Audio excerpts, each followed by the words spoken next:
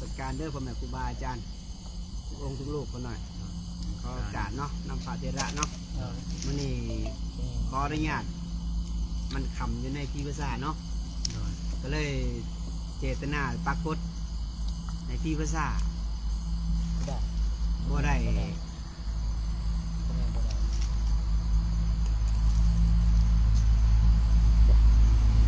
ภาษาบ้านนั้นก็ชื่อนอนแต่ว่าเป็น แต่บ่สามารถที่จะเปิดเผยได้บัดนี้เนาะเพราะว่ามื้อนี้มื้อ15ค่ำเนาะมื้อที่อันยังก็สุรคาตบ่พวกกินเดือนบ้านเฮาสังเกตเบิ่งทุกเดือนบ่เห็นปกติแล้ววันเพ่งมันต้องมาข่าวบูชานะโดยก็วันนี้วันมัคคบูชาเนาะหน่อยเนาะถ้าใครอยากปรารถนาปฏิบัติธรรมเมื่อคืนนั่งสมาธิเมื่อคืนกับโมทนาสาธุนำเด้แต่ว่ามื้อนี้เอิ้นว่าอีกกกินเดือนถ้ามันบ่ออกมาแสดงว่ามันยันกินเดือนบ่มันเลยบ่ออกมาเอากระบูจักกันอ่ะน่าจักโมงเพิ่นนัดจักโมงประมาณ 8-9 โมงบ่อยากจะให้สนทนาธรรมมันมีพอขาวตามมาในที่ภาษาเอาพอขาวกันแน่นอนขนาดคนอยากมาฟังธรรมนำเป็นลูกศิษย์ลูกหาติดตามมาหลายปีแล้วเนาะปี2 ปีแล้วล่ะให้มอบให้ญาติเพชรเป็นขึ้นต้นก่อนจาก20 นาทีเอาหน่อยตบถ่ายจาก20 นาทีเนาะบ่ได้แบ่งแน่แต่ว่ามื้อนี้เป็นเหตุผล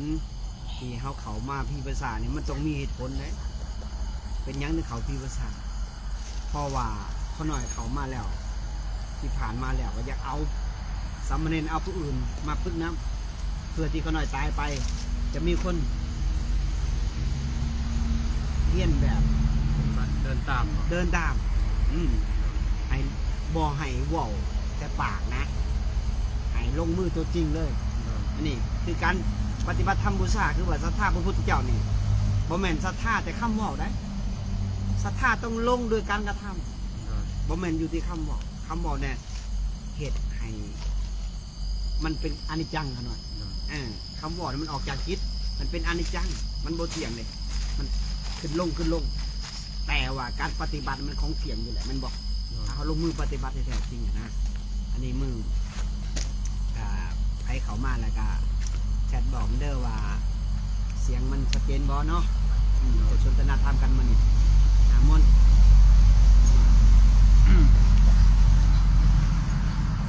ที่ว่าศาสนาเฮาผ่านมาก็ถึงขั้นดอนและเป็นว่าใจสิทธิ์ปลายแล้วก็ถือว่าพระพุทธเจ้าหรือว่าพระองค์พันการับคันปรินิพพานไปโดนแล้วในช่วงที่เพิ่นรับคันปรินิพพานนั้นหมู่ภิกษุสงฆ์นะครับโดยบางกลุ่มก็ดีใจโอ้ยพระพุทธเจ้านิพพานไปแล้วตายแล้วมันก็ดีเห็นไหมบ่มีคนขับกิเลสเพิ่นเนาะแม่แล้วบางองค์ก็อ่อนใจแบบใครคือมีความกระตือรือร้นบางกลุ่มก็สังเวชใจกลุ่มที่อริยเจ้าทั้งหลายนะหรือว่าสาวกที่เป็นอริยสาวกก็ถือว่าสังเวชไปซื่อเพราะว่า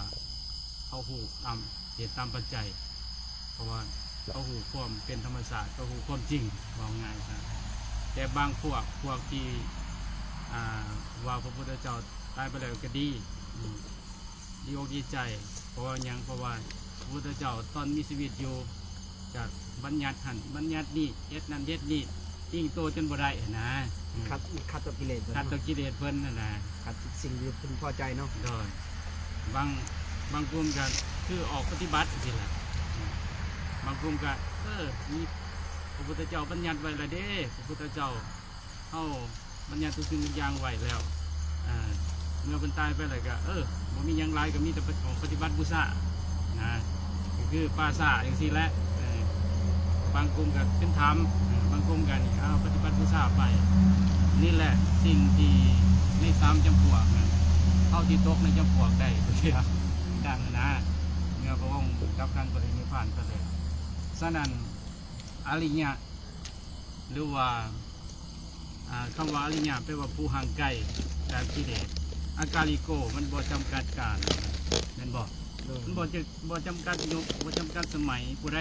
ปฏิบัติตามอริยมรรคมีองค์8ศีลสมาธิปัญญาสิหรือว่าสมถะวิปัสสนาสิแน่นอนบ่เว้นทุกยุคทุกสมัยมีแท้แน่นอนแม่นบ่เพราะเป็นหยังอริยะคือผู้ที่ไกลจากกิเลสความโลภความโกรธความหลงเฮาบ่ไปเสพกับสิ่งดังกล่าวแม่นบ่เฮาบ่ไปเสพกับอารมณ์พวกนั้นเขาก็ใกล้จากสิ่งเหล่านั้นได้เป็นบอกเขาบอกเอาอารมณ์ดังกล่าวนะมาเฮ็ดให้ตัวเองเดือดร้อนเฮ็ดให้ตัวเองลำบากแล้วก็ออกมาทั้งกายทั้งวาจาทั้งใจ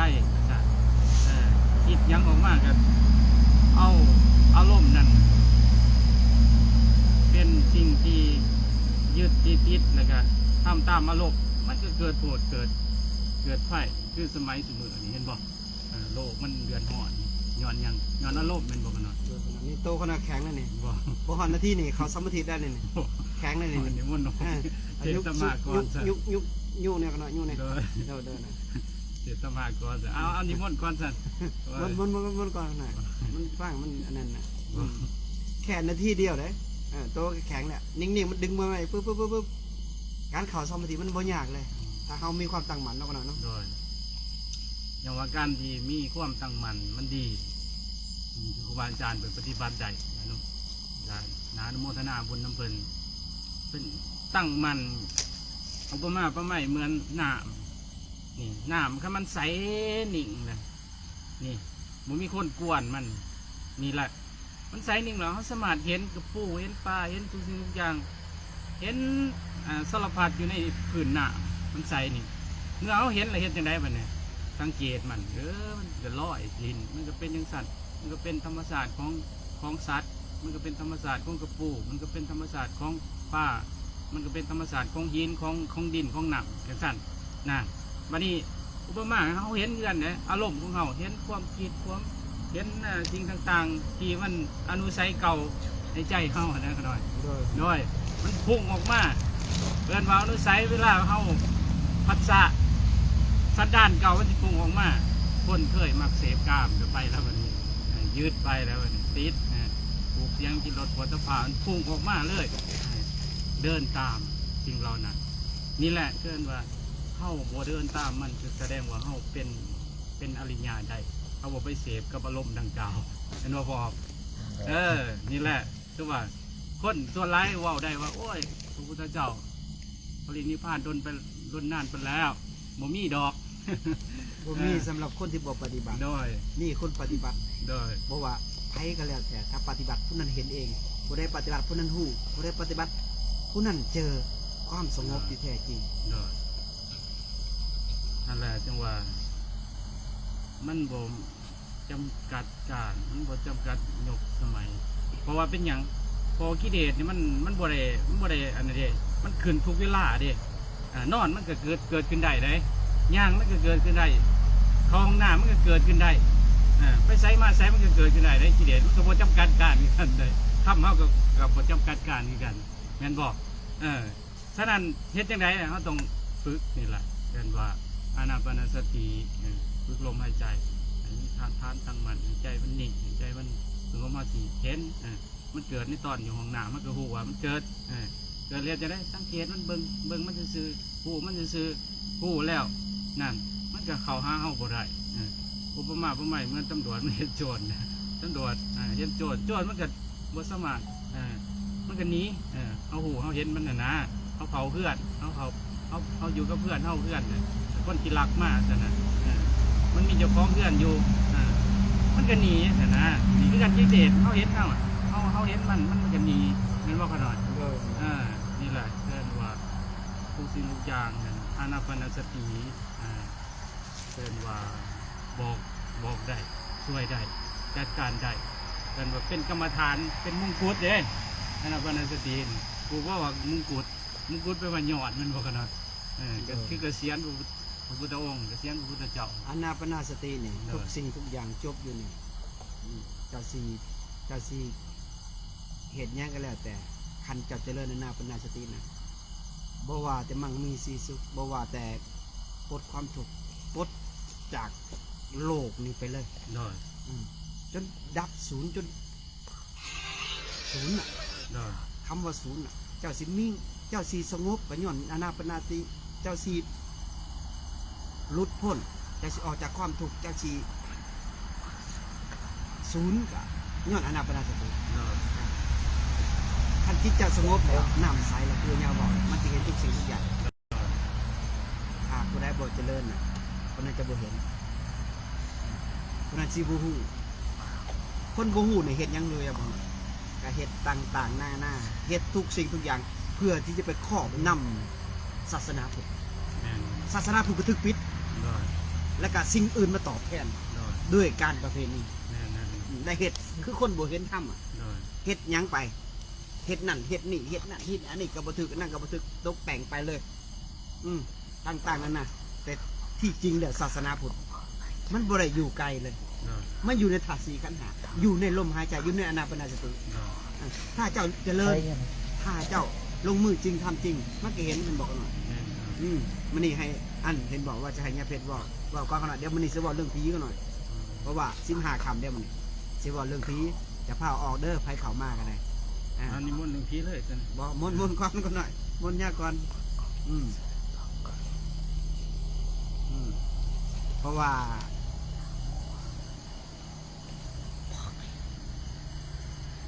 บ่บอกด้วยกันเนาะ เอาละนะมนต์ มนต์ก่อนบอกมีหยังถามบ่ ได้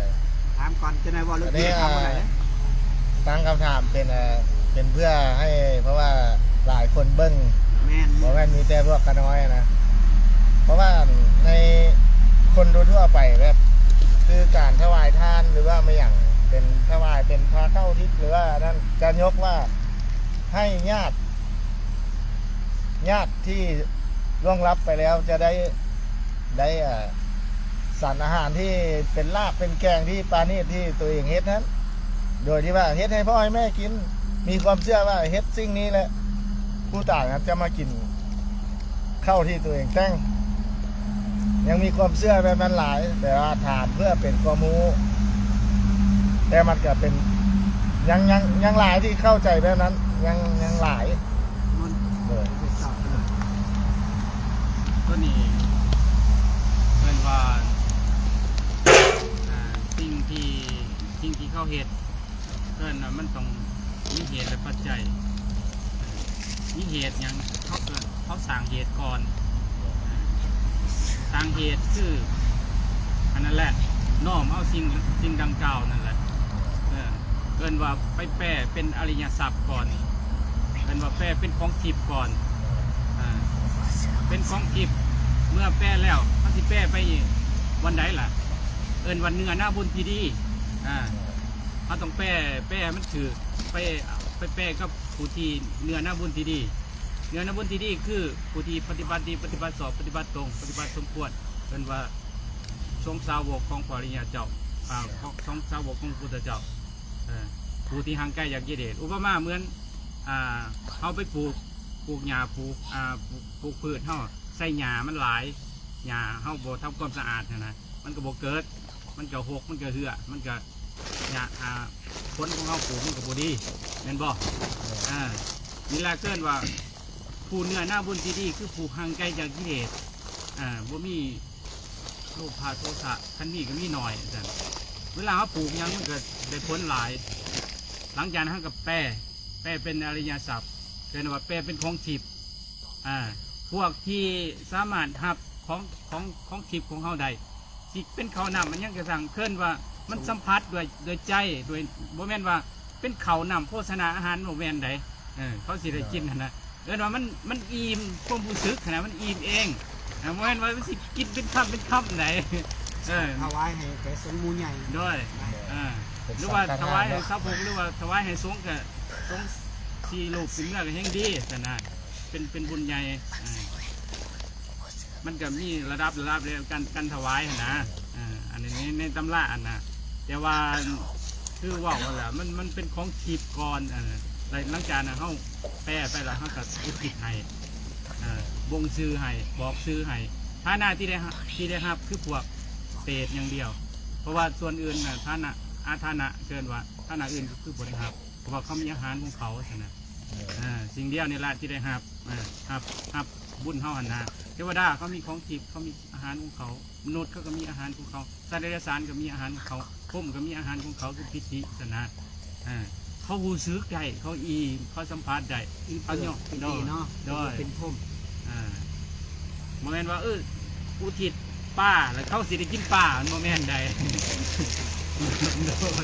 อันนะแบบนั้นเนาะเมียนว่าเนี่ย คือเขาพิภาษานี่อันหลายคนกับครูบาเขามาเนี่ยมันกับนับวัตถุและพิภาษาเนาะบางคนไปจับมีปลา มีฉีนมีปิ้งไก่มีหยังแต่ครูบาบอกจากความจริงเลยเนาะอันนี้ส่วนหลายความเสื่อของคนว่าไปจับแล้วเขาได้กินที่จริงอะเขาหับความจริงโบราณคนที่กินเป็นสัตว์เป็นหมดเป็นแมงเป็นหยังเป็นนกเป็นหนูที่กินเขามาจำเลย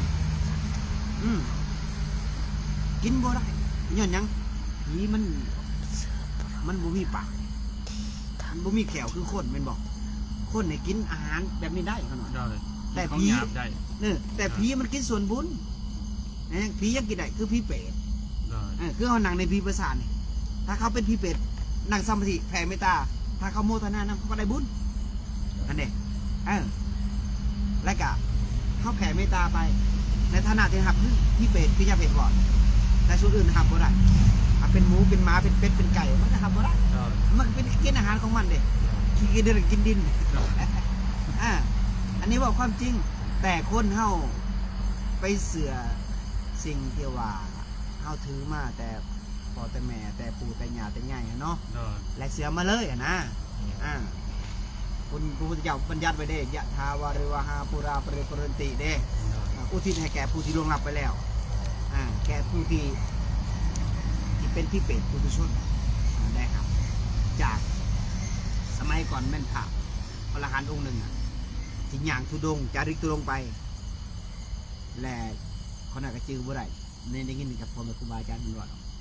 และทีนี้ไปเจอเป็ดคนนึงมาขอส่วนบุญปากก็ลูกเข็มนี้แต่ไปดูดหนามพระสารีบุตรหรือพระองค์ใดนี่แหละไปหายหนามมืดจนตักหนามจนเมื่อยไปตักหนามให้เรากินเนี่ยนะแล้วทีนี้แล้วก็เราถามว่าซื้อพ่อซื้อแม่จะซื้อนั่นซื้อนี่พระองค์นั่นพระกรรมฐานองค์นั่นกับยางจาริกตุดงไปผ่านหมู่บ้านนั่นก็น้อยแล้วก็ถามว่าซื้อนั่นซื้อนี่มีบ่มีแหละใส่บาตรนี่เด้อเพราะว่าพี่เป็ดปุถุชนนั่นทนถูกทรมานตอนนี้นะเราจะได้ส่วนบุญเราจะไปเกิดปุ๊บแล้วก็มีแหละครับตอนเสาร์มากผมจะใส่บาตรให้พระองค์นั้นเมื่อใส่บาตรปุ๊บถือว่าปูสนะหนังแล้วก็สันเข่าแล้วก็เจริญสมาธิพี่เป็ดนั้นได้หับแล้วก็ไปเกิดเป็นเทวดาสุดท้ายมากคนที่อุทิศส่วนบุญให้แล้วกันอยู่ดีมีสุขตัวนี้ได้หับถ้าเกิดว่า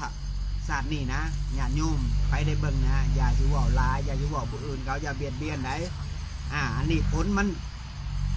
กรรมเป็นแดนเกิดไหนกรรมเป็นผู้ติดตามกรรมเป็นที่พึงอาศัย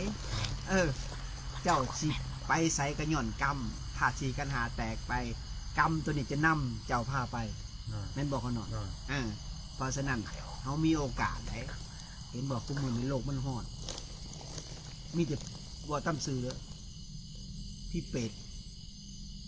แม่นบอกมีแต่ความอยากได้แต่เป็นพี่เป็ดแม่นบอกเขาหน่อยแม่นเลยมีเงินหลายแทนที่จะเอาโภคทรัพย์มาเรียกเป็นอารัญญาทรัพย์ติดตัวเจ้าไปทุกภพทุกชาติแต่เจ้ามีเงินล้านและมีอำนาจและเจ้าเห็นยังมันเห็นทั้งทีถูกใส่หายเสือบุตรสงครามมาขากันจิตใจต่ำยิ่งกับสัตว์ในสารอีกมัวเมาในโลกธรรมแปดมั่วอะไรโลกธรรมแปดมันบ่ได้เถียงบ่ได้แหน่เลยแต่ว่าคนเฮาส่วนร้ายมันลอยส่วนพันมันติดในโลกธรรมแปดละนี่ละเสื่อมละเสื่อมยศนี่ทันละเซินนี่ยินท่านี่ซุกนี่ถูกนี่นั่นคือ อย่างนี่ใน8อย่างนี่มันบ่เที่ยงมันบ่แน่แต่ว่าคนเข้านะตัวเอาแถวว่ากับสิ่งเลยนะว่าตรงนี้ว่าตรงนี้ก็ตรงเด่นก็ตรงจังสั่นก็ตรงจังสี่จนหลงอย่างหลงอำนาจหลงสิ่งลังกาวแล้วก็ลืมทำลืมทุกอย่างไป100 ปีปิ๊บข้าวเดียวได้วันนี้เอ้าไปตกนรกมุกใหม่ เพราะว่าหลงกับตู้สารเสริญยินท่าทุกบุกนี่หลงโลกก็ทำ8นี่นะนั่นฉะนั้นโอ้ยยังกูได้นอนสิมาเตือนมนุษย์ได้ เขาหน่อยว่าเขาหน่อยนี่เขาพิพิศาจเนี่ยเตือนคนอะไรได้นี่ เด้อ แต่คนจะฟังหรือบ่ฟังกันเรื่องของเขาเม่นบอกคนว่าตำสื่อเด้เวลาเขาน่ะเขาสมาธิดับนี่นะ เด้อ เห็นอยู่ลุมน่ะนะอันนี้เป็นภาพดับไปแล้วมันเห็นกองชุนพูนอยู่ยิ่งกับข่าวสารยิ่งกับนอนนี่นะเตือนแล้วเตือนอีกเจ้าสิเอาหยังในโลกใบนี้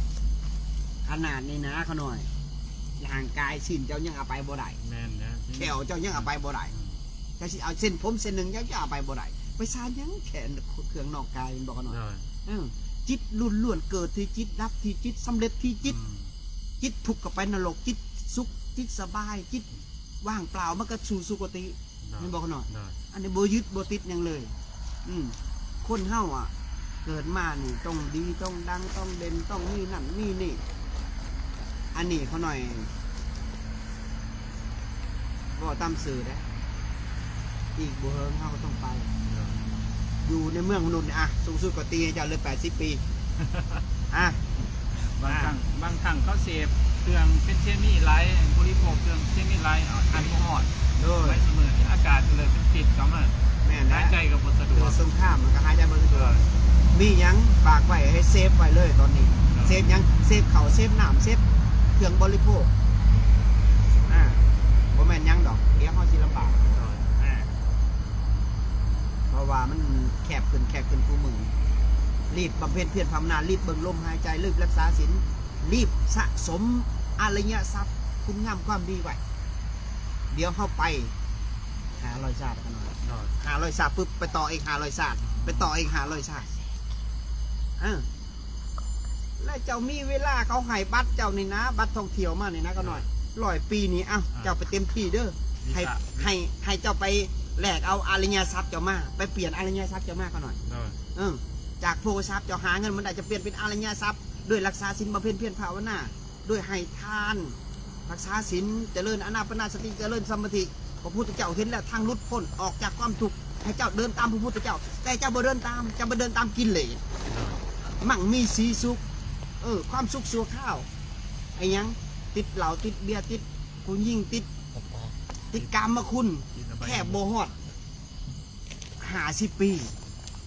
เจ้าก็มืดพลังเลยงั้นบอกเขาหน่อย แน่นอน มืดพลังอะไรไปใช้บ่นจบตกนรกภูมิใจบอกจะพอใจลิ้มรสชาติของนรกกันมีจริงยมมาทูตมีจริงยมมาบานมีจริงยมมาบานมาเตือนสติเอาไหนเจ้าเคยฝันบอกมันมาเตือนสติแต่เจ้าบ่สนใจเขาเองเจ้ามาเตือนสติปุ๊บเจ้าไปซื้อเลขแม่นบอกเขาหน่อยเจ้าบ่สนใจจะโอ้อันนี้อายุเขาสั่นได้ยังหน่อยได้เขาเริ่มฉีดเท่าแก่ซะแล้วเขาบ่มีเวลาเลยแม่นบอกเขาหน่อยเริ่มเห็ดได้นี่นะเอ็นบอกอันนี้เขาเลยจะหันเขามาสู่เรื่องยังดีเรื่องผีเนาะ แม่นนะนี่คืออย่างสิ่นี่เขาพิภาษาฝากเตือนสติกันทุกคนพิภาษาส้นเผาเราเทิงอันนี้เอาบ่เอาบุอื่นเอาพี่น้องของครูบาเองนี่แหละเขาหน่อยไปปรากฏนี่แหละวันศิลนี่แหละมีพระองค์หนึ่งบอกเขาหน่อยกับพ่อเฒ่าเขาหน่อยแหละแบบว่านับถือเป็นลูกพี่ลูกน้องนะเขาหน่อยมีอาจารย์องค์หนึ่งมาปักเขาแห่งเก่งกว่าไอ้ง่าเป็นไผเขายังแลนกลางคืนเลยคนนอกกับโบแมนไพ่เนาะคนนอกกับจะลองเบิ้งมองได้กับพี่ภาษาบ้านติดบ้านหัวผายเขาหน่อยกับป้ากดบ้านโน่นนี่แหละบอกจะซื้อเลยแต่ป้ากดไปผู้เดียว7 โมงคนหน่อย7 โมงกลางคืนนี่แหละเขา เข้าไปปรากฏแล้วกับนั่งสมาธิแล้วไหว้พระนั่งสมาธิมันกับบ่มีหยังแล้วหน่อยประมาณ10 โมง 11 โมงอันหูคนหน่อยหนึ่งนะมันก็ได้ยินเนี่ยนั่งไปนิ่งไปนิ่งไปสงบไปนิ่งไปนิ่งไปแข็งไปขึ้นเสียงหยังตึบตึบตึบตาเขาหน่อยรับได้รับโยเขาหน่อยตึบตึบอันกดอันนี้กะลมก็คือบ่มีมันคือปิ้นน่ะนะมันอันผ่านในหน้าเขาหน่อยมันสัมผัสอ่ะนะสัมผัสในต้นอ่ะมองว่ามาแล้วบ่แต่ตาเขาหน่อยรับได้แต่ว่าเห็นก้นเพิ่นน่ะเขาหน่อยอันนุ่งผ้าตะโลใส่ก้นใส่พร้อมแล้วติ้งตักแต่ตาเขาหน่อยเห็นรับนี่คือเห็นเนี่ยเขาหน่อยก็ว่าโอ้มันนี่ใจสีหอดจังโมงเด้แต่หลังเขาหน่อยจังสีเขาหน่อยเอามันสิสิงเขาหน่อยนะมันสิงบ่ได้เขาเลยก็นั่งอ่ะมอบเลยนึกแต่พระพุทธเจ้าอย่างเดียวมอบให้มอบกายถวายชีวิตหมดในพระพุทธพระธรรมพระสงฆ์จะเป็นยังก็เป็นมันบ่แลนบ่ขอเป็นบะขอตายขอสู่ตายกันนั่งเบิ่งโลกก็ดึงเป็นยังคนนั้นได้สมาธิไวกับพี่ภาษานี่ก็หน่อยเหตุในคนใดสมาธิไวย้อนยังเวลาผีมาเขาเลยก็นั่งตัวแข็งอ่ะเบิ่งแต่ลมเบิ่งแต่จิตสองอย่างเห็นลมจนละเอียดจนปุยโตแข็งมันปวดเหนียวกับบลุกได้เขาหน่อยย้อนยังย้อนมันย่านผีเลยแม่นตัวนั่งอยู่หันจนเขาตี 4ก็หน่อยตี 5รู้สึกบัดแจ้งมาผลได้จังเห็นผลสำเร็จตัวเองไหนมีความอดทนปานนี่บ่ตัวหนึ่งเห็นให้เขาได้สมาธิบัดเขาหน่อยก็เลยติดใจในพิมพ์จ่าตอนสามารถเขาหน่อยก็ออกเก็บกดแบกกดย่างไปบิณฑบาตหมู่บ้านเขาก็บอกแล้วอันสารวัตรคนน่ะเขาบูฮู้เขาหน่อยเขาพิมพ์ภาษาได้เขาหน่อยเขาบูฮู้ว่าเขาหน่อยไปปรากฏแต่เขาหน่อยถามซื้อนะถามว่ามีไผเขามาก่อนหรือบอกว่ามีแล้วแต่ปกกลางคืนเขาว่าพระองค์นั่นนะเขาหน่อยก็ปากไปหอด6 โมงเช้ากว่าเขาหน่อยก็ออกมาบิณฑบาตมาบิณฑบาตปุ๊บเขาเถ่าแล้วบอกให้ฟังเมื่อคืนนี่เขาหน่อยฟันยังผีมันมาปุ๊บเขาหน่อยหมาเห่าเป็นแถวเขาหน่อยประมาณตี 2 ตี 3น่ะหมาเห่าเมื่อคืนจนหอด4 5 โมงเราอ่ะมาชวนเขาหน่อยหนีไปใช้เราอ่ะ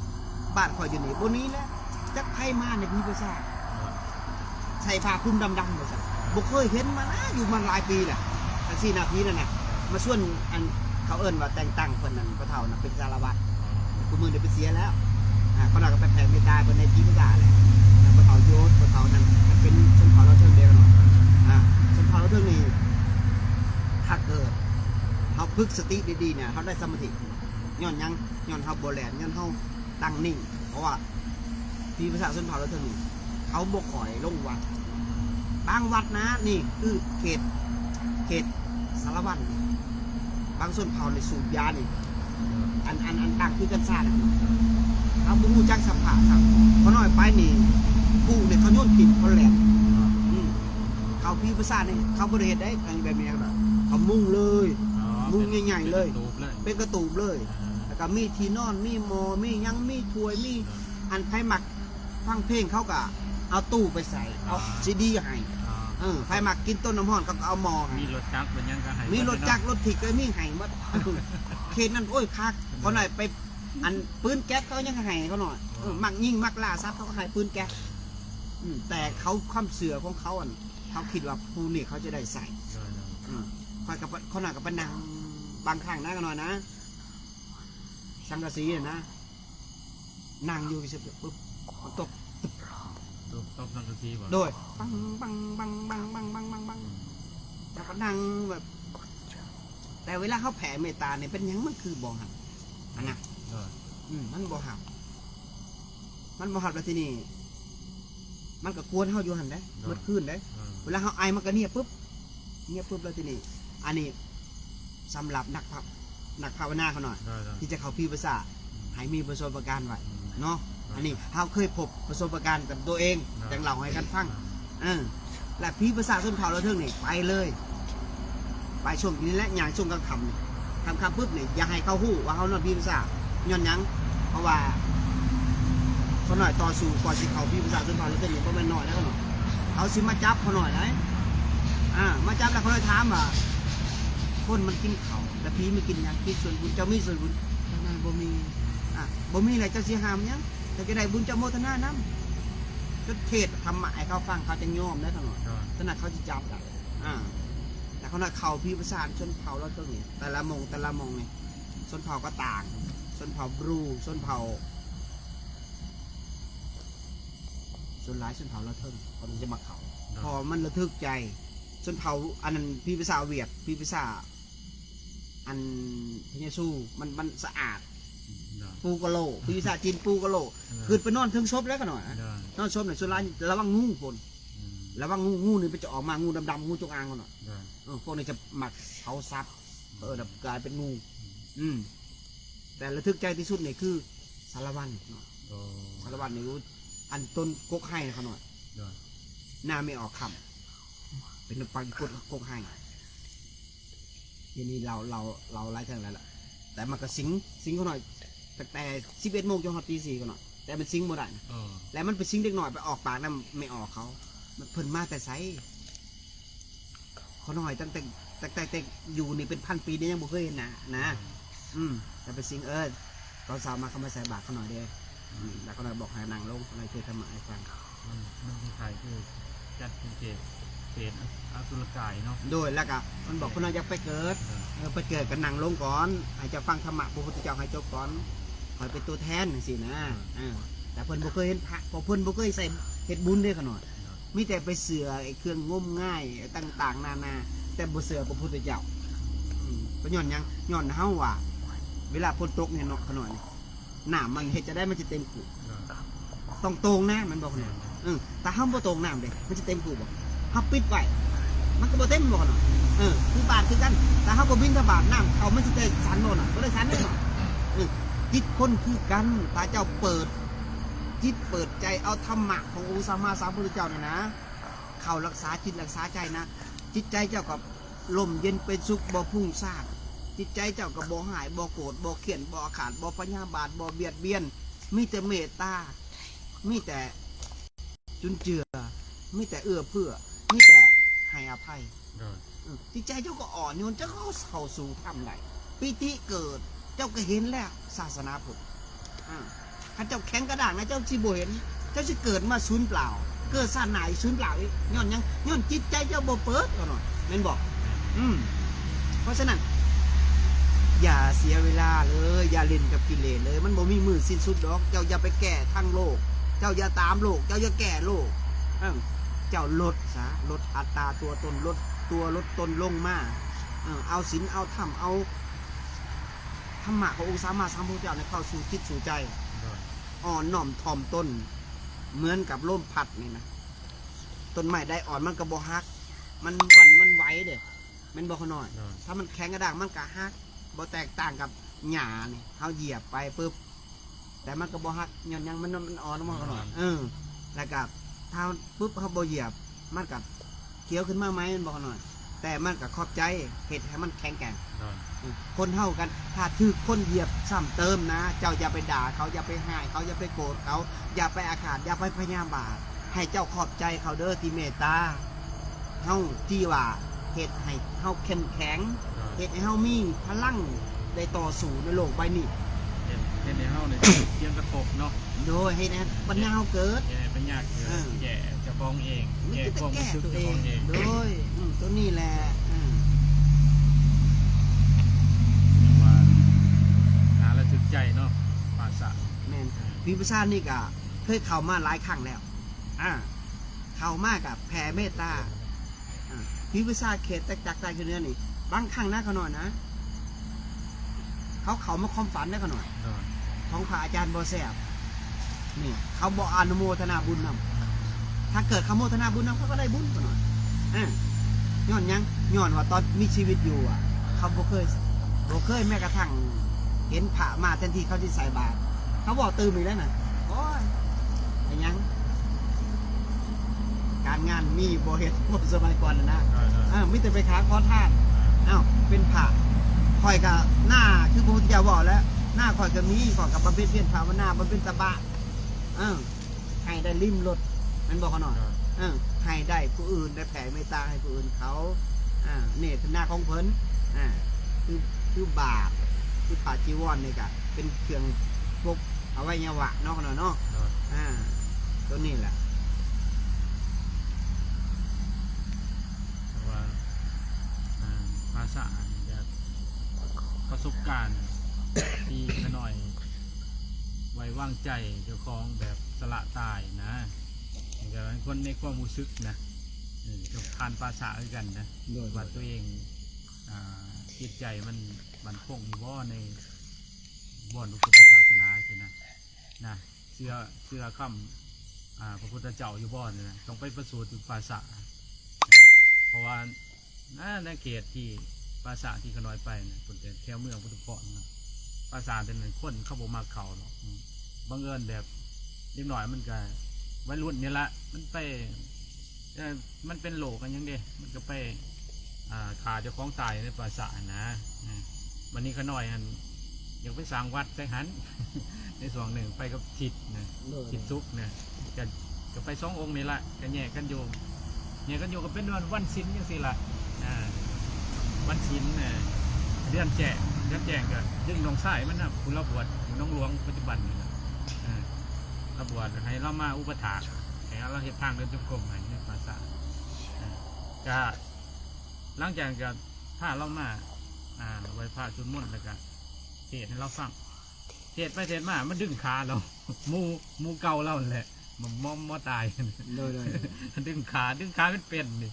เราก็ได้วัดจักสิว่าอย่างมาต่อมาขนอยก็อยู่หันละอยู่ประจำอยู่หันอยู่ในภาษาเป็นขิดคนละมันนี่ในเหตุการณ์นั้นก็แย่กันอยู่มันเวลากลางคืนมาหันมันมาหาขนอย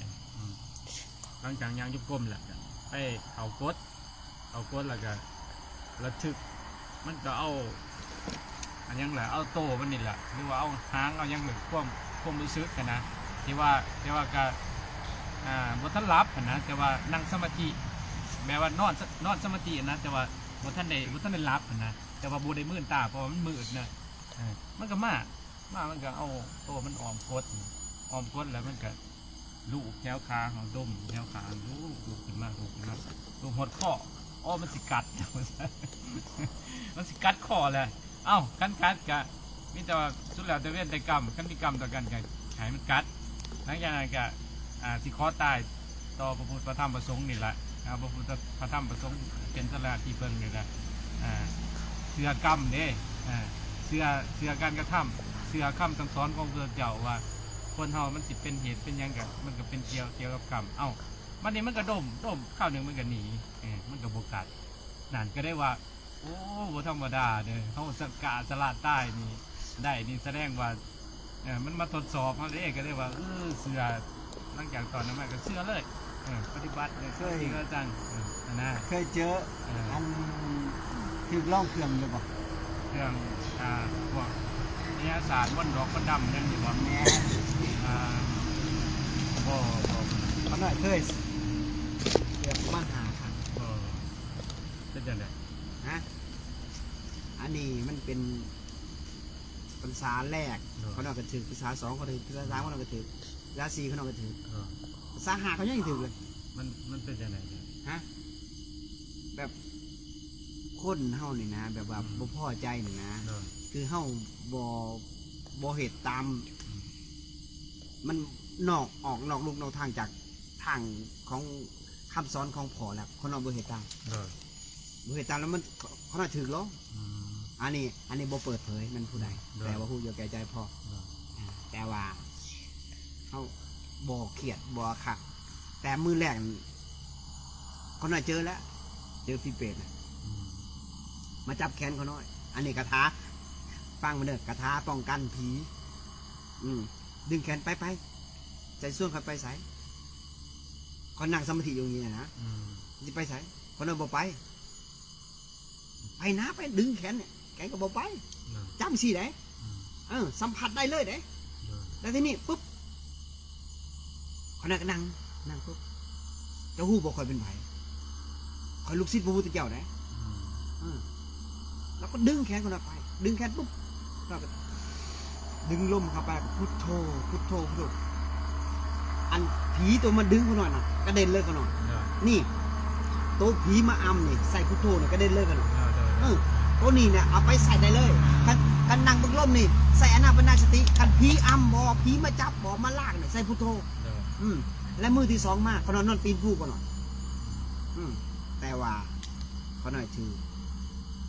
ล่องตั้ง3-4 ครั้งในคืนนั้นนะไฟมันช็อตเขาหน่อยเหมือนกับไฟช็อตแตกจั่วจั่วคือเราหูจักแล้วตื่นเช้ามากเขาหน่อยก็ออกจากสมาธิเช้ามากเขาหน่อยก็ไปเว้าใส่หูเพิ่นนะโอ้เด็กหน่อยใส่เด้มาลินอันบางไฟจุดลินนี่นะและเพิ่นเว้าภาษาเดียวคุกแข็งกับวันสินะเขาหน่อยก็พายกดเพื่อบ่อยากให้เป็นกรรมนะไปต่อไปเจออีกอันช่วงตี3 ตี 2เพิ่นกระทืบดินนะปุ๊บ3 เถื่อช็อตช็อตขนาดเนื้อหูแหละคนนึกจึงมาก่อนตั้งสติบังลมหายใจก็ออกไปแหละเขาหน่อยเจอนักที่สุดนี่มงที่เขาใส่อันใส่ทั้งแหละใส่ติดหลักคอหนักหน่อยแต่มันบสูงสูงหาเลยเด้มันเข้ามามันหลับเลยเด้มันร้องเขาหนักแต่เขาหน่อยตั้งใจบังลม เสืองหมัดเขามันแบบมันใส่คาถาของมันนะดึงหัดนะก็กระตั้งบึงลมมาใจดึงเขาดึงปล่อยออกดึงกลับบัดโอจักบอกกรรมอะไรที่เขามีต่อการกระหายจมในศาสตร์นี่ให้มันจบไปคอยให้ภัยเจ้าแต่ตัวนั้นมันหายออกไปเลยนะคือมันบ่เหตุต่อนะ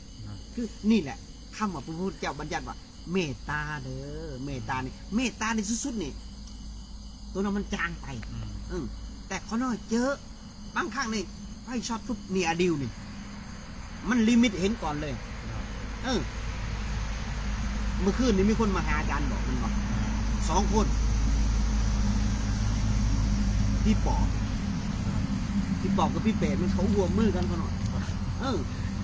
ว่าสิได้กำลังได้ยิน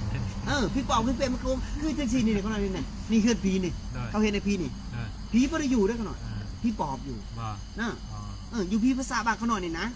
เขาได้นั่งสมาธินี่อยู่ในกองฟ้อนเดียวว่าอันทางคนตายหุ้งนี่เขาหน่อยนอนเลอะตายน่ะนั่งปุ๊บนี่ไฟมันแตกออกจากกกใหม่ใหญ่ๆขึ้นสินะแต่จั่วนั่งผู้เดียวเขาหน่อย3 มื้อ 3 คืนอยู่วันเขาเราคือจะเบิกมันมาเฉียดยังวะนั่งอยู่สิเบิกมันเบิกไฟแตกจั่วนั่นเขาเอิ้นว่าผีโพงเขาหน่อยไปหาจับเขียดแล้วไปทิ่มใส่กกมะขะทันกกอันนั้นกกมะขะสังเขาหน่อยมันแห้งแล้วมันกินผีโพงมันกินดิบบ่ได้เลยเขาหน่อยอันนี้เขาหน่อยไปถามคนเฒ่ากับคนแก่ในบ้านทั้งเมื่อคืนเนี่ยเขานั่งอยู่พี่ภาษาไพ่มันแตกจั่วมันเป็นอย่าง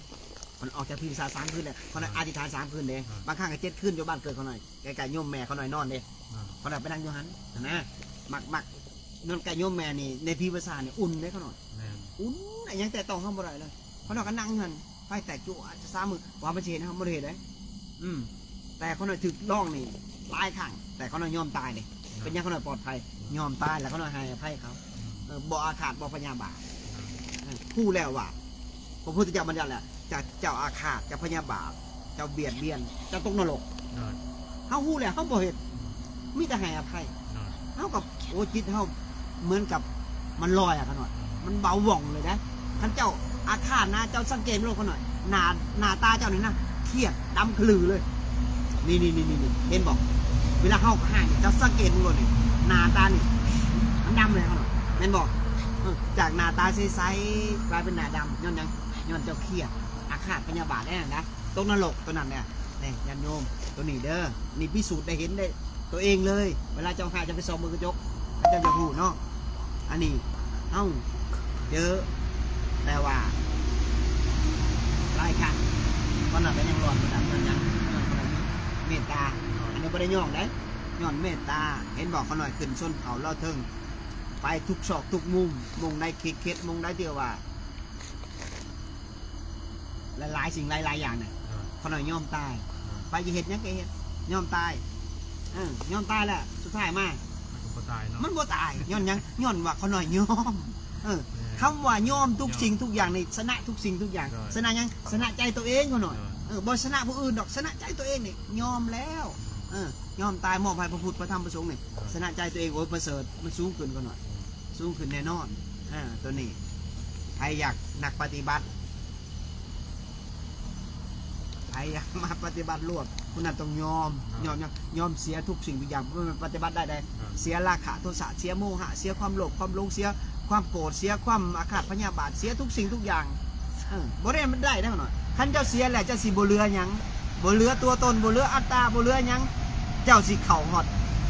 ถึงอันสูงสุดของธรรมองค์สัมมาสัมพุทธเจ้าคันเจ้ามีเจ้าก็เข้าบ่ได้จิตนี่มันยึดสิ่งใดสิ่งหนึ่งเข้าบ่ได้แน่นอนคันเจ้าปล่อยเจ้าถึงจะเข้าได้ทุกสิ่งทุกอย่างคันเจ้าปล่อยแล้วก็ว่าบ่ยึดสิ่งใดในโลกใบนี้ธรรมชาติ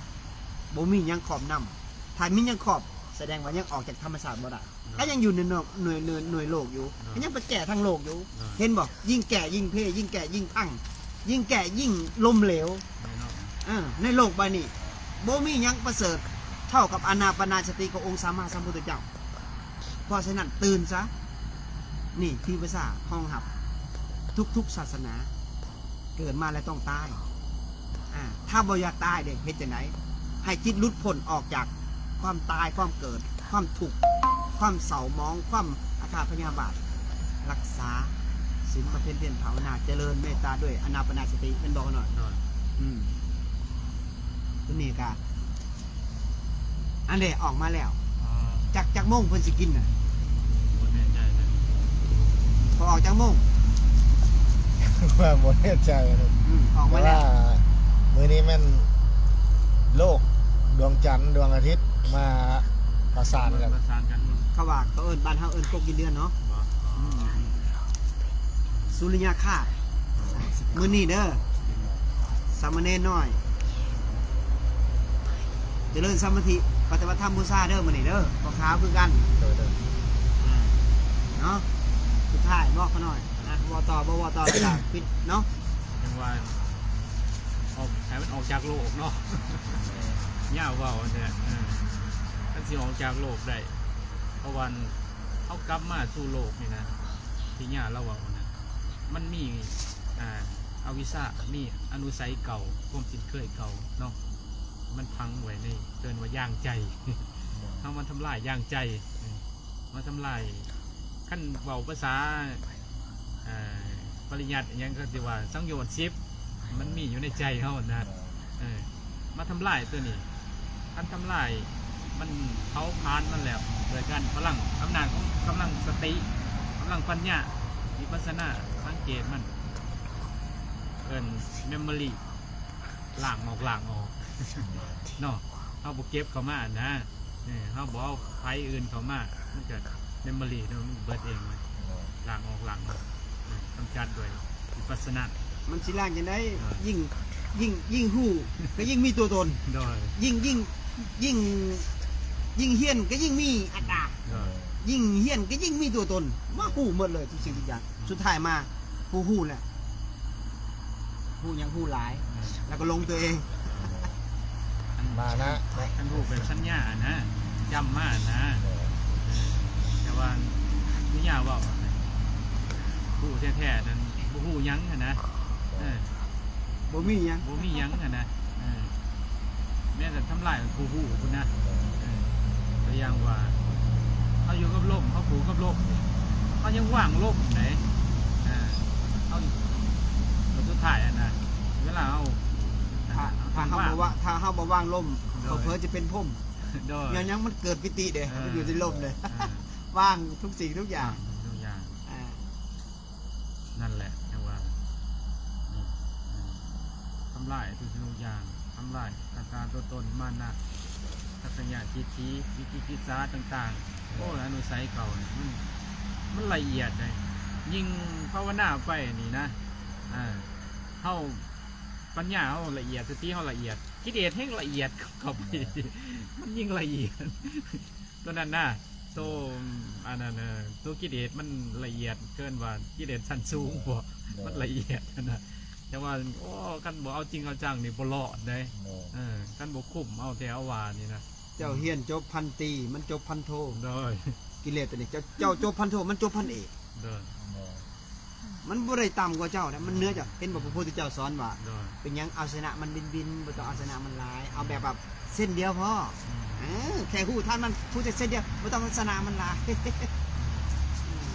ชนะยังแค่หูจักจิตจักใจตัวเองพอหูจักสภาวะของจิตเนาะ ไอ้พอมีหยังพวกเขามีหยังถามอีกบ่โอ้คำถามคักได้คำถามตำเย็ด แต่ว่าถามเติมก็คือแบบเวลายังเหลือหลายแบบว่าอยากให้ระว่างทานกับรักษาศีลห้านะอันนี้ส่งอยากให้ส่วนหลายคนทั่วไปจะเอาเงินไปซื้อบุญมาซะความหมายว่าการทำบุญนี่มักง่ายแปลว่าการให้ทานกับแม่จะมีอานิสงส์แต่ว่าคุณค่าของศีลพัดมองข้ามนะตัวหลายนะอยากให้อธิบายเติมอานิสงส์ของทานกับศีลมันต่างกันนะความแตกต่าง คือ มันยัง มันน่าจะตอบยากหนึ่งแต่ว่ามันจะเป็นความรู้ให้หลายคนไหมว่าบางคนจะบ่พยายามรักษาศีลแต่ว่าไปเอาท่าน ไปเอาท่านเนาะ เลย อันนี้สงคือว่าอะไรคือว่าอาจารย์เป็นว่าโจรมันใครท่านได้เม่นบ่ล่ะ เลย ท่านนี่มันง่ายดิเอามาจะให้เอามาคือมาลักมาหรือว่าขโมยมาเฮ็ดยังมาเบื้องหลังบูหูเด้ท่านก็เอาให้ไปโจรมันให้ได้แต่ว่าเกินว่าคุณธรรมเจ้าเด้เกินว่าทั้งด้านจิตใจเจ้าเด้เพราะว่าผู้ใดหูแหละเจ้าของหูเองแม่นบอกความที่ว่าเจ้าของหูเองนี่แหละเกินว่ามันเป็นปัจจตังคือว่าแล้วอันนี้สงของทานแล้วก็อันนี้สงของศีลนั่นสินะทานเพื่อยังเพื่อว่าสละคุ้มตนีที่เหนียวซื่อสละควมตนีนะสละพวกกระสับแต่ว่าศีลนี่มันเอิ้นว่าระดับอภัยทานเนี่ยมันว่าเรื่องจิตใจละไรมันว่าเรื่องจิตใจนะทานวัตถุมันกบฏนะอภัยทานมันกบฏนะให้ธรรมาเป็นทานนะให้ธรรมาเป็นทานนี่มันประเสริฐกลัวคือบอกคนให้กำหังกับหัวกับสัวเป็นดีจากคนที่เคยสัวมาคือองคุลิมาเนี่ยสิเนี่ยแม่นบอกสุดยอดเนี่ยความโหดหายขององคุลิมาพระพุทธเจ้าให้ธรรมะกำหังกับหัวกับสัวกับสิ่งสุดท้ายกันสุดยอดแม่นบอกแต่ว่ามันระดับของกันมันมีอานิสงส์ของแต่ละอย่างแต่ละสิ่งท่านเจ้าสามารถอันนี้อานิสงส์ของท่านเจ้าสามารถเกิดเป็นมนุษย์ดีอีกได้บอกอาจจะบ่มีศีลบ่ได้เพราะว่าพระพุทธเจ้าว่างกันว่ามาทานหรือว่ากดไว้ว่าเขาเฮ็ดจังซีเด้อเขาจังซีได้มีโอกาสเกิดเป็นมนุษย์แต่สิ่งหรือว่าระดับมาทานแต่ว่าเขาขึ้นบ่ถึงเขาขึ้นบ่ถึงเขาก็บ่สามารถได้เกิดเป็นมนุษย์อานิสงส์ของมันคือเขาสามารถอานิสงส์ของศีลเขาเกิดเป็นมนุษย์ได้มีศีลบริบูรณ์สมบูรณ์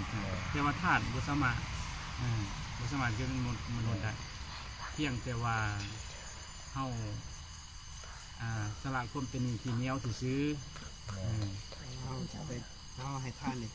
มันจะซอยช่วงที่ว่าเขาตกอับเนาะมันจะเกิดปฏิหารได้เขาจะมีมันจะซอยเขาจะมีคนอุ้มเขาหรือว่าเป็นยังไงแต่ตอนเขาเดินเขาน่ะนะมันจะโผล่ขึ้นมาช่วงนั้นแหละได้ว่าเป็นเหตุให้เกิดโภคทรัพย์เนาะแต่ว่าลักษณะว่าถ้าเราไปเกิดเป็นสัตว์เดรัจฉานซะก็ได้มีกินได้ว่าเป็นอนุญาตนะเป็นหมากอะได้หมากยุ่หมากคนรวยมาเศรษฐีโดยมีกินแล้วว่าไม่กินแต่ว่าเขาเสียเอาว่าแหละแต่ว่ามันเกิดเป็นหมาย้อนนั้นบ่รักษาศีลอันน่ะ แต่ว่าเขาสิเอาว่าละชาติสารอันนะมันมีอานิสงส์แต่ละระดับขึ้นไปท่านั้นเพิ่นเว้าไว้จัดไว้หรือว่าปุถุชนทั่วไปหรือว่าเฮาเป็นคฤหัสถ์ญาติโยมนี่เอาตั้งแต่ท่านศีลภาวนาเป็นระดับเด้บัดนี้ผู้ที่นี่เข้ามาเอาไประดับศีลสมาธิปัญญาแล้วเด้เพราะว่าหยังเพราะว่าท่านทุกอย่างออกมาแล้วบ่มียาวบ่มีเพื่อนบ่มีคอบ่มีครัวบ่มีนั่นบ่มีนี่บ่มีพละท่านออกไปแล้วมีแต่ตั้งใจเอาศีลสมาธิปัญญาขึ้นไปเลย คนท่านกับท่านเพื่อจะได้หนา โดย จะได้หนาท่านก็หน่อยท่าน500,000เด้อประกาศนั้นมันได้หนาได้กินเลสได้ถ้าท่านเนี่ยท่านเงียบๆเป็นบอกครูบาเป็นยังจึงบ่อยากลงโทษนะญาติโยมย้อนให้เขามันอยู่สว่างในจิตเด็กเขามาสว่างในจิตมันเป็นได้อริยทรัพย์เขาจะบอกมันได้ท่านได้หนาแล้วมันบ่ได้ยังหนามันได้กิเลสเด็ก ในกิเลสนะ ขันท่านแบบโดยบริสุทธิ์เราน้อมให้แก่สงฆ์ถวายเป็นของสงฆ์เจ้าอยู่ใส่ตอนเวลาจะเจ็บเป็นนะเจ้าระนึกถึงผลท่าน เจ้าอาจจะเผลอๆนี่นะเขาหน่อยมันจิตใจมันสบายมันบ่มัวมองเลยเผลอๆห้องบ่ตกทีละกำลำบากกันมีไหนแต่เนี่ยมันความจริงเนี่ยเขาหน่อยถ้าจิตใจจะมัวมองไปยึดพันวันเป็นยังคือท่านไปแล้วก็เขาคือบ่ได้ดีเอาแต่ชาติที่แล้วเจ้าบ่เคยเห็นดีเด้แล้วผู้อื่นเนี่ยเป็นยังเขาคือเห็ดสัวเขาคือได้ดีย้อนว่าสร้างบุญที่แล้วชาติที่แล้วเขาสะสมมาด้วยอบรมด้วยความดีมาเด้ชาตินี้เขาเห็ดสัวเขาก็ได้ดีย้อนยังย้อนว่าชาติที่แล้วก็เห็ดมาเขาไม่ได้เกิดมาแต่ศาสตร์เดียวนี่ บุญเก่าเนาะ บุญเก่าของเขามันเหตุมันมาตามเหตุไหนผู้ที่เห็ดจะเป็นสิตายเนี่ยบ่ได้ดีก็มีตรงย้อนยังย้อนว่าบุญเจ้าบ่เคยเห็ดเจ้าเห็ดศาสตร์เดียวจะอยู่ได้คือหมูมันบ่ได้แล้วคือสมาธิคือกันแหละกินแล้วก็นอนกินแล้วนอนเป็นยังคือบ่ได้สมาธิไปผู้อื่นบอกเจ้าบ่เสือ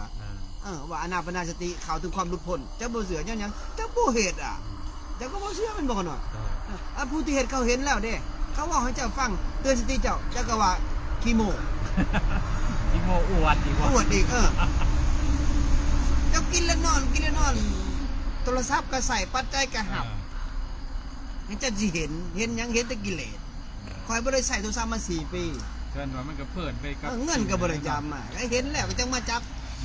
มีวัตถุกับเพิ่นไปกับน้ำวัตถุเพิ่นเดี๋ยวเวลาเป็นน้ำวัตถุเพิ่นหลายบ่มีเวลาปฏิบัติเนาะบ่มีเวลาเลยเอาแต่ไปแก่แต่ทางโลกเอาตัวนี้ดีไปแก่แต่ผู้อื่นเขาอยากให้ผู้นี้ดีให้ผู้นี้ดีแต่ตัวเองเด้บัดนี้ตัวเองหลุดพ้นแล้วบ่ตัวเองดีแล้วบ่ออกจากนรกได้แล้วบ่ถึงจะซอยผู้อื่นเขาอันนี้เขาบอกความจริงได้ให้ตัวเองขามหนาววิทย์ก่อนค่อยดึงผู้อื่นเขาขั้นตัวเองบ่วิทย์จาก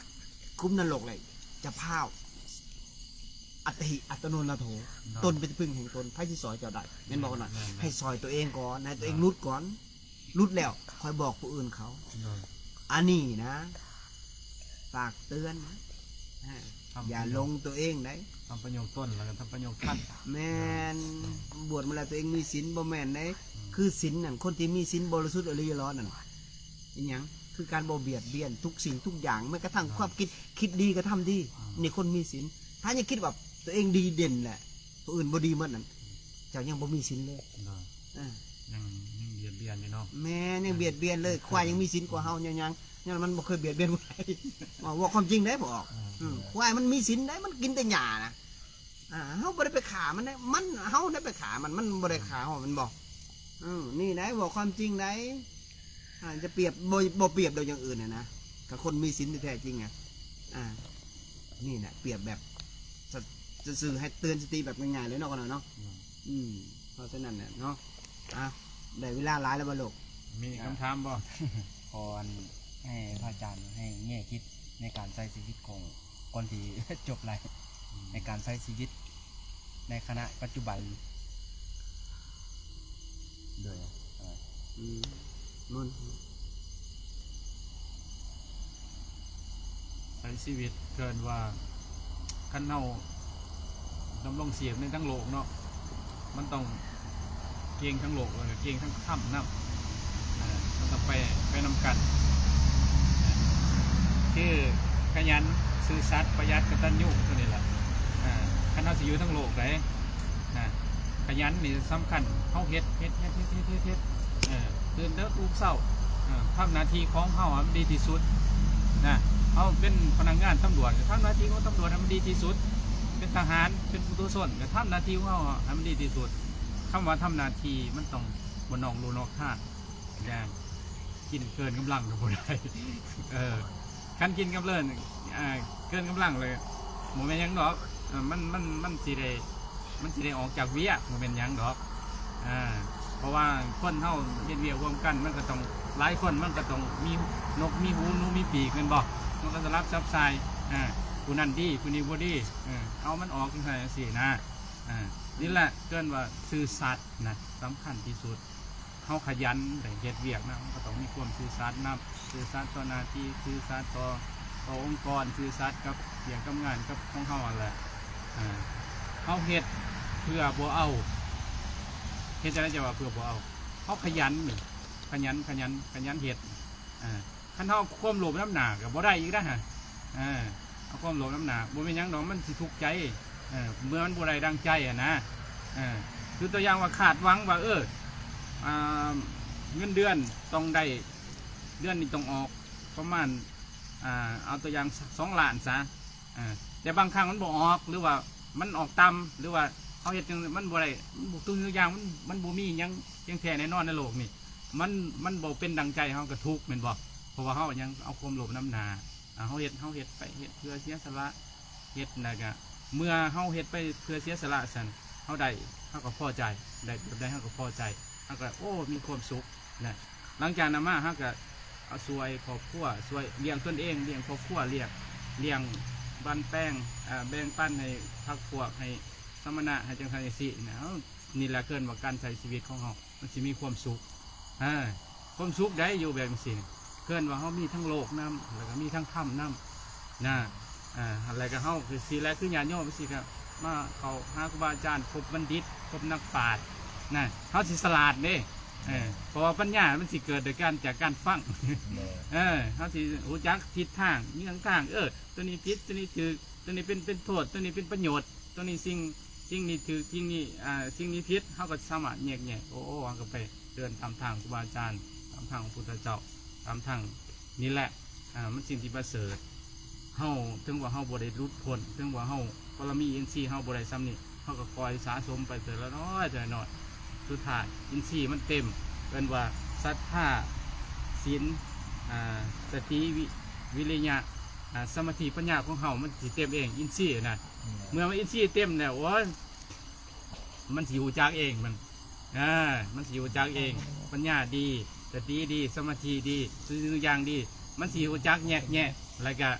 มันสิหาทางวิธีรุดพ้นของมันเองดอกนี่คือครูบาอาจารย์เพิ่นสะสมอินทรีย์มาหลายฟังถึงเราบอกที่เขาย้อนฟังเนี่ยเราเกิดไล่ผลไล่สารเนาะสารยังสี่ย้อนฟังเนี่ยคลิปในยังต่างๆเย็นนั่นเย็นนี่เวลาเกิดว่าการสะสมของเขาชนะนี่นะเขาก็ฟังเขาก็เก่งทั้งโลกแน่เก่งทั้งถ้ำแน่เน้นว่าพอคือสัตว์ประหยัดขยันกตัญญูนั่นแหละสำคัญที่สุดทำหน้าที่ของเขาดีที่สุดนอกจากเนาะเน้นบอกฝากเตือนนิดนึงเจ้าสินี้ยังกันนี้ได้แต่เจ้านี้กรรมบ่ได้กรรมติดตามเจ้าไปทุกภพทุกชาติมีวิธีเดียวที่นี้ออกจากกรรมได้คืออานาปานสติเหตุให้จิตลุดพ้นออกอาสวะทั้งหลายทั้งปวงนี่คือออกจากกรรมผู้อื่นซอยออกจากกรรมเจ้าบ่ได้แน่นอน1,000,000%การันตีเลยพระพุทธเจ้าเก่งที่สุดในโลกใบนี้ยังซอยเหลือผู้อื่นบ่ได้สิ่งที่ซอยได้คือคำสอนและเจ้าลงมือปฏิบัติเนาะลงมือปฏิบัติคนรุดพ้นเพราะนั่นแหละเจ้าศรัทธาพระพุทธเจ้าที่แท้จริงเนาะสาธุสุดท้ายมากขอให้ญาติโยมจงมีแต่ความสุขความเจริญให้รักเบิ่งตัวเองเด้อให้ออกจากอย่าไปมั่วสุมกับไม่ยมุกแล้วก็ตอนนี้ดูแลตัวเองได้เพราะว่าเกิดให้สงครามเนาะบ่ว่าอยู่อเมริกาบ่ว่าอยู่ลูกศิษย์ลูกหาแต่ว่าอยู่ในต่างแดนอยู่เมืองไทยอยู่ไซก็แล้วแต่อยู่อิสราเอลอยู่สวิตเซอร์แลนด์อยู่มีสติระวังต้องมีสติอยู่อิหร่านกันเลยมีเซตมาอยู่หน้า